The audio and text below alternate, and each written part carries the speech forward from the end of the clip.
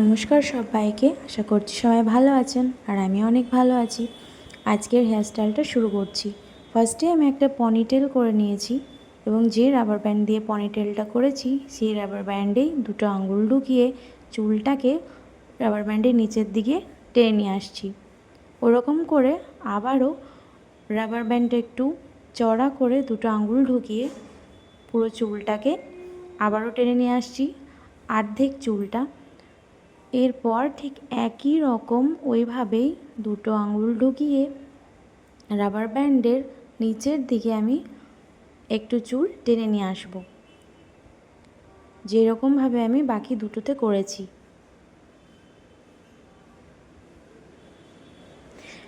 এই হেয়ারস্টাইলটাতে কিন্তু কোনো রকম ববি পিন বা ইউপিনের কোনো প্রয়োজন নেই।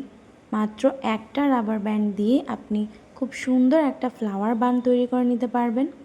এরপর যে অংশগুলো আমি টেনে বের করেছিলাম সেগুলো হাত দিয়ে একটু খুলে নিচ্ছি, যাতে আমাদের বানটা দেখতে ভলিউম লাগে।